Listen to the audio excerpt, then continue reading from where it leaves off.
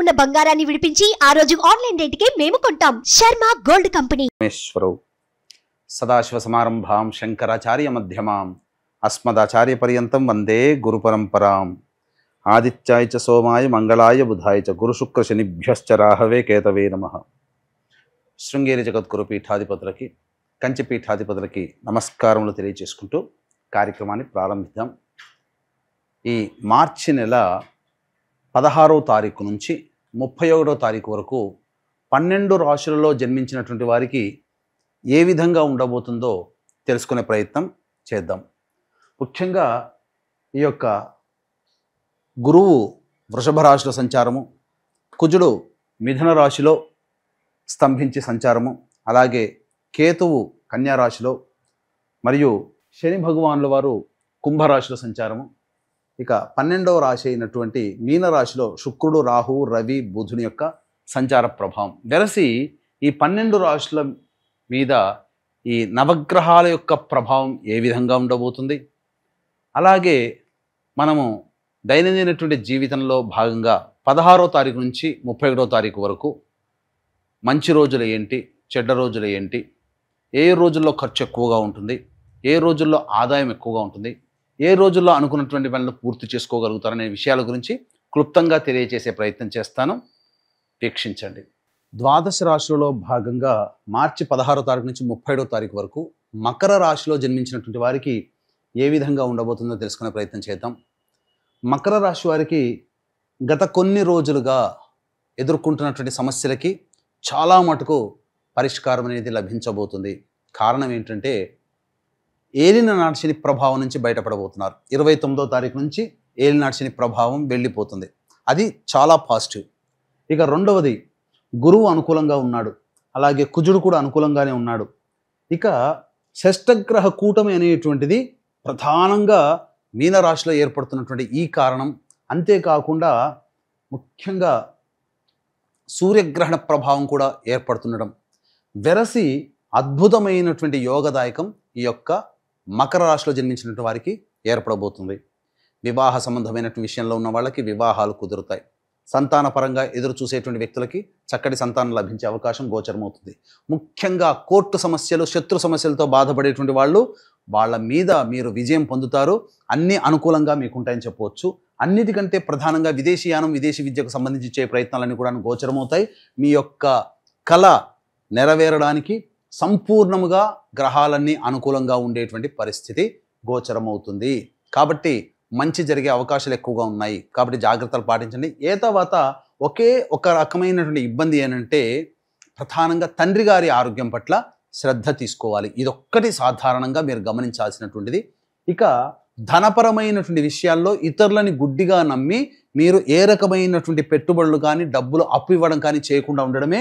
ఈ 3 విషయాల పట్ల మీరు జాగ్రత్తలు పాటిస్తే అన్నీ కూడా అనుకూలంగా ఉండబోతున్నాయి. ఈ యొక్క మకర రాశిలో జన్మించినటువంటి స్త్రీలు ప్రధానంగా ఏదైనా కానీ నూతన వ్యాపారం చేయాలి, లేదా వృత్తిని విస్తరించుకోవాలి, లేదా ఏదైనా కొత్త ఉద్యోగంలో మారాలి అనుకుంటే మంచి సమయం అనుకూలమైనటువంటిది. ఇక ఈ సంబంధించినటువంటి చూసుకున్నట్లయితే అన్ని వ్యాపార రంగంలో ఉన్నటువంటి వాళ్ళకి, మకర రాశిలో జన్మించినటువంటి వాళ్ళకి అద్భుతంగా ఉండబోతుంది. ఏ రకమైనటువంటి సమస్యలు అనేటువంటివి ఉండవు. కాకపోతే ప్రధానంగా ఇన్వెస్ట్మెంట్స్ చేసేటప్పుడు, ఇతరులకి డబ్బులు ఇచ్చేటప్పుడు మరియు తండ్రి గారి ఆరోగ్యం పట్ల శ్రద్ధ వహించాలి. డబ్బు పరమైనటువంటి లావాదేవీల్లో మీరు నష్టపోయే అవకాశాలు ఎక్కువగా గోచరమవుతున్నాయి. కాబట్టి జాగ్రత్తలు పాటించండి. ఇక కొన్ని విషయాల్లో అనుకోని సంఘటనలు ఎదురవుతాయి. కానీ ఏ తర్వాత 80% పైగానే మీ యొక్క మకర రాశిలో జన్మించినటువంటి వారికి చాలా మంచిగా ఉండబోతుంది. కాబట్టి జాగ్రత్తలు పాటించండి. ఇక ఏ తర్వాత చెప్పుచ్చుకునేది ఏంటంటే ఈ యొక్క సూర్యగ్రహణ ప్రభావము మరియు షష్టగ్రహ కూటమి, అలాగే శని కూడా మార్పు 29వ తారీఖు నుంచి అన్నీ కూడాను స్టార్ట్ అవుతున్నాయి. కాబట్టి ఈ యొక్క మేష, మిథున, కర్కాటక, సింహ, కన్య, వృశ్చిక, ధనుస్సు, కుంభ, మీన రాశిలో జన్మించినటువంటి వారికి మాత్రం సమస్యలు ఎదుర్కోక తప్పదు.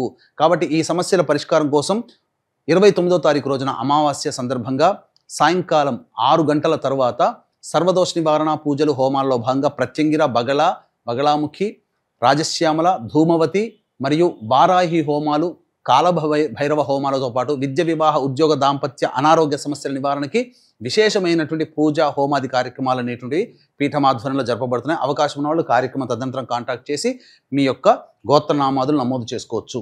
అలాగే 16వ తారీఖు నుంచి 31వ తారీఖు వరకు ఏ విధంగా ఉండబోతుంది అనేటువంటి విషయాల గురించి క్లుప్తంగా తెలియజేసుకునే ప్రయత్నం చేద్దాం. 16వ తారీఖు రోజున సంతానం మూలకంగా ఖర్చులు, సమస్యలు పెరుగుతాయి. సంతానంతో విభేదాలు ఏర్పడతాయి. కాబట్టి జాగ్రత్తలు పాటించండి. ఇన్వెస్ట్మెంట్స్ చేయడానికి అనుకూలమైనటువంటి సమయము కాదు. ఇక 17, 18, 19, 20, 21 తారీఖుల్లో ఉద్యోగంలో పేరు ప్రతిష్టలు పెరుగుతాయి. చేస్తున్నటువంటి వృత్తి వ్యాపారాల్లో మీకు అనుకూలంగా ఉంటుంది. మీకు మంచి పేరు జరుగుతుంది. అలాగే మంచి పేరు వనకూడుతుంది. అలాగే అన్ని విధాలుగా అనుకూలంగా ఉండేటువంటి సమయము. ముఖ్యంగా ధనపరమైనటువంటి సమస్యలన్నీ కూడా పూర్తి చేసుకుంటారు. అన్ని రకాలుగా అన్ని వ్యాపార రంగాల్లో ఉన్నటువంటి వాళ్ళకి సంతోషకరమైనటువంటి జీవన విధానం 17, 18, 19, 20, 21 తారీఖుల్లో గోచరమవుతుంది. కాబట్టి అనుకూలంగా ఉంటుంది. ఇక 22, 23, 24 తారీఖుల్లో అనవసరమైనటువంటి ప్రయాణాలు జరిగే అవకాశము, వృధా ఖర్చులు పెరుగుతాయి. ఆకస్మికమైనటువంటి ధన వ్యయం అయ్యే అవకాశం ఉంది. మనస్సు ప్రశాంతంగా ఉండదు. ఒక జిగ్జాగ్ లాగా ఉంటుంది. ఏ పని చేయాలన్నా కూడా ఆసక్తిగా ఉండదు. సంతోషకరంగా ఉండలేకపోతారు. 25, 26 తారీఖులో కనుక చూసుకున్నట్టయితే పెండింగ్లో ఉన్నటువంటి పనులన్నీ పూర్తి చేసుకుంటారు. ఆనందకరంగా ఉంటారు. విందులు, వినోదాల్లో కుటుంబ సభ్యులతో పాల్గొంటారు. ఒక బాధ్యతని కంప్లీట్ చేసుకున్నామనే సంతోషంతో జీవిస్తారు. 27, 28 తారీఖుల్లో మాత్రం కుటుంబ సభ్యులతో వాగ్వివాదాలు పెరిగేటువంటి అవకాశం ఉంటుంది. కాబట్టి జాగ్రత్తలు పాటించండి. అలాగే ధనపరమైనటువంటి సమస్యలు కూడా పెరుగుతాయి. అన్ని విధాలుగా అనుకూలంగా ఉండనటువంటి సమయం కాబట్టి మీ యొక్క వాక్కుని ఎంత తగ్గించుకుంటే అంత ఆనందకరంగా జీవిస్తారు. 29, 30 తారీఖుల్లో మాత్రం అద్భుతం జరగబోతుంది. కొత్త వ్యక్తులు పరిచయం అవుతారు. అలాగే మీ యొక్క సమస్యలకి, ఖర్చులకి తగ్గట్టుగా మించినటువంటి ఆదాయం లభించడం, అన్ని విధాలుగా సంతోషంగా ఉంటారు. సోదర సోదరిమణులతో, బంధుమిత్రులతో సమయాన్ని గడుపుతారు. పాత మిత్రులు కలిసే అవకాశం గోచరమవుతుంది. ఇక 31వ తారీఖు రోజున కనుక చూసుకున్నట్లయితే ప్రధానంగా వాహనాన్ని నడిపేటప్పుడు జాగ్రత్తలు పాటించాలి. గృహోపకరణాలు, గృహ మరమ్మతులకి ఎక్కువగా ఖర్చులు వినియోగిస్తారు. వాహనం మరమ్మతులు కూడా ఖర్చులు అవుతాయి. తల్లిగారి ఆరోగ్యం పట్ల శ్రద్ధ వహించాలి. ముఖ్యంగా ప్రశాంతమైన జీవితాన్ని పొందలేకపోతారు. కాబట్టి జాగ్రత్తలు పాటించండి. ఇక తర్వాత చెప్పొచ్చేది ఏమిటంటే 22, 23, 24, 27, 28 ఈ 5 రోజుల్లో ఖర్చులు అధికంగా ఉంటాయి. కాబట్టి ఖర్చుల శాతాన్ని తగ్గించుకునే ప్రయత్నం చేస్తే చాలా వరకు సేఫ్ సైడ్లో ఉంటారని చెప్పవచ్చు. ఇక షష్టగ్రహ కూటమి, సూర్యగ్రహణము, శని మార్పు అన్నీ 29వ తారీఖు రోజునే ఏర్పడబోతున్నాయి. కాబట్టి దీని ప్రభావము మేష, మిథున, కర్కాటక, సింహ, కన్య, వృశ్చిక, ధనస్సు, కుంభ, మీన రాశిలో జన్మించినటువంటి వారికి 3 నెలల పాటు ఉంటుంది. కాబట్టి ఈ యొక్క దోష నివారణార్థమై సర్వదోష నివారణ పూజలు, హోమాలు అనేటువంటివి ఈ సంబంధించినటువంటి 29వ తారీఖు రోజున సాయంకాలం 6 గంటలకి ప్రారంభమవుతాయి. బగళాముఖి ఈ హోమాదులన్నీ కూడా సర్వదోష నివారణ పూజల హోమాలు. అవకాశం ఉన్న కార్యక్రమ తదనంతరం కాంటాక్ట్ చేయండి. అలాగే 16వ తారీఖు నుంచి 31వ తారీఖు వరకు ఏర్పడేటువంటి సమస్యలకి జాతకపరంగా ఏమైనా కనుక మీకు సమస్యలు కనుక ఉన్నట్లయితే సమస్యల పరిష్కారం కోసం కార్యక్రమం తదనంతరం కాంటాక్ట్ చేసి సమస్యల నివృత్తికి ఏ విధంగా చేసుకోవాలనే విషయాన్ని మీరు తెలుసుకోవచ్చు. సర్వం శ్రీ ఉమామహేశ్వర పరబ్రహ్మార్పణమస్తు.